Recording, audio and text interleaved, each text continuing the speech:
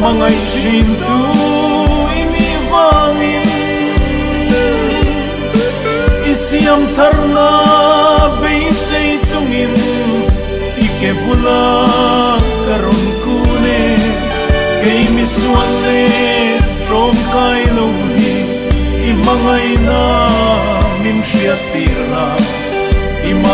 Emmanuel min Eluso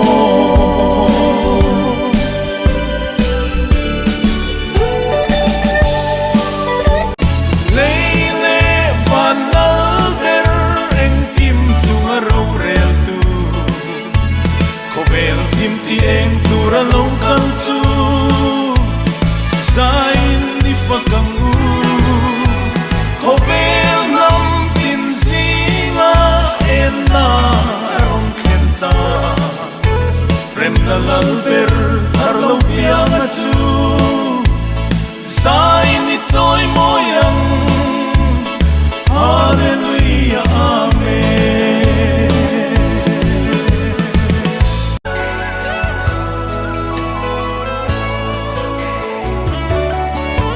He kovel limlay ni tehi Ulpang parangin na tuay tri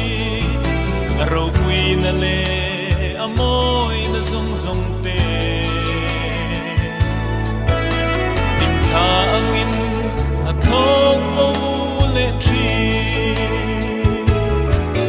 Ringun parvulay ni te po Tuayin mualan liam tri Mangay den rualung du den mualan liama Neishe omma hiyan lalpa Iram kangay mange Kavangay em kavangay chine Kunle kumite Anchol naram ruang chu Tuan kovar naram Pagay lungdu pekim na Nimna di eng moy Choy ni anay tolong Lui pui ngong ri Re naram makatsolang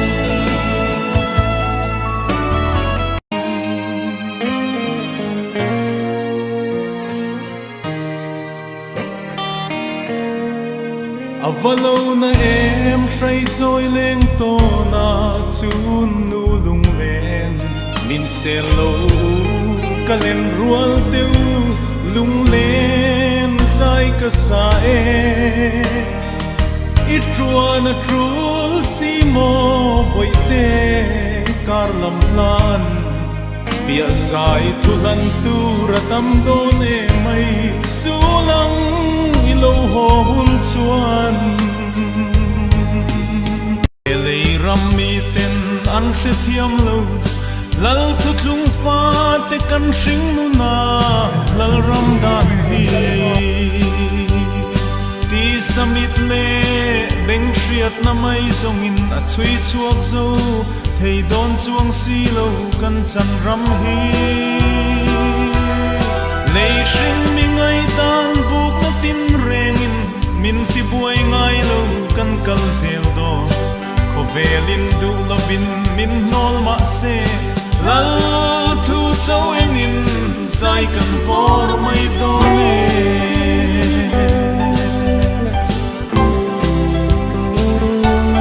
Lal ro rel na nuaya tin lung mun khatin Lang tin le mual tinaunaw te kan leng za e Chitin trong tin au sa le riang vai thutlung thiang lim Kal rem mazain lung kan ruale Mana Israel tinan mo lal riang vai Mangay vanga pam chang hukha Choy moy na kan hale wan la moy sain Chon ban vorin kan la Me na tum kao choin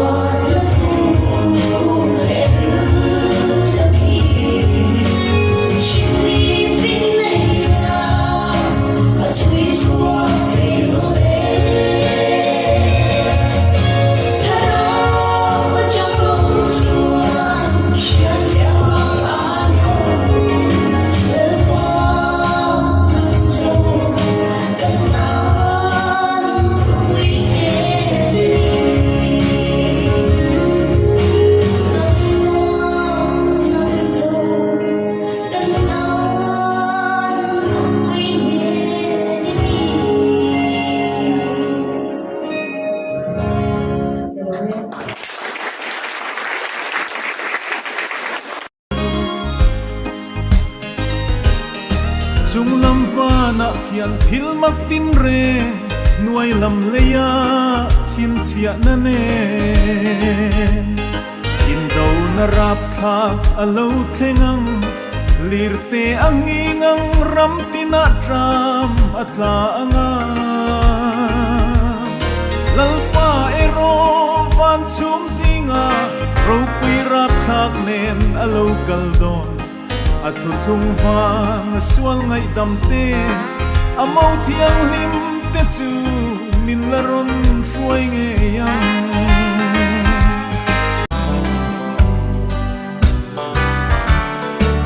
ami zaleng song ten puanang nolin tharau sian ti borbange diriam takin vanun kan som na reng an thiam lo thale ram rova hian lalpa iram kan ngai nun na lim reng om lo ve itel lo chuan kanung zo lo alo om khwa harin tlai li le na har ka ngai nun ting i dai lim nuaya o min lo chol tir ve mai ta che ka thariang lung ai run mangai thi vi min thoi dam le ta che lali sua ming wang anun na chan huang thu chung thiang lim puang tu te kan ni chan hai pachia le riang vai te kan nar ngai love harmon dai fi ma chom u nau mangai kan ni khovelin a hriat lo lim na thuru kan nei va na khian kan ming a chuang to e ne na sa in kan puang e nam ting chi tin ta na chan chin tha swal bol lo ten fai na tui khur lu kan ron hong e min din te ta lal bang reng kan nei lo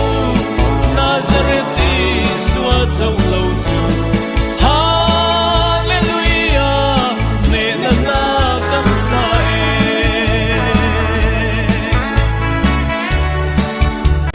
ka khwal sin kum le ka dam chen tur eng tiang nge ni don ka hret hiam si lo ka hring nun par alo chuayanga ka top na ni alo them nin ka kianga om reng ro lal isu nang zo ka ma mo che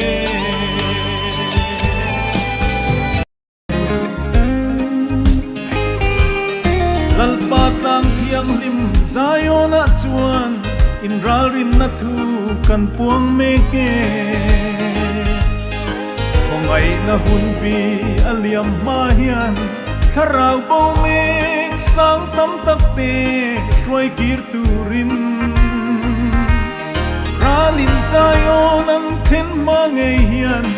lal si pai huai sen ral frat pe hian ibeyang o lal krista tan dop na ni ro pui chu a theng don ta kal selang o Zion ramoi panin kharawun nam pathian ral thuam pangkim sinin sual na kim nuai a boral mai tur chan tu nei lo saltang te mena thu tung tiang lim en na ro pui ipuang selang chan dam na huanga iseng khom thuayang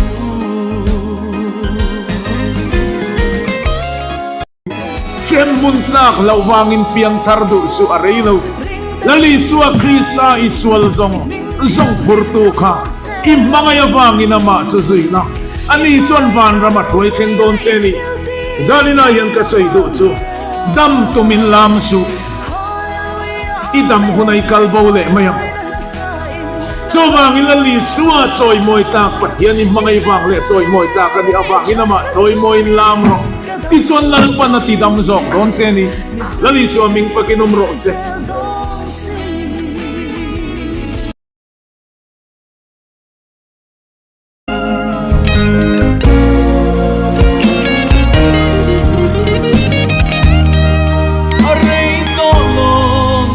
dam chung ni re thei riang vai ka va vai na trian rin om lo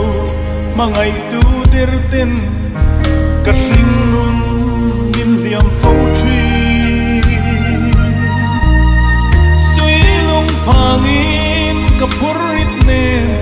ching mit tui luangin ka kwal zin kong ka zo fo ma se ka be se ka ram ngai chu buai na tui phone pia lama khian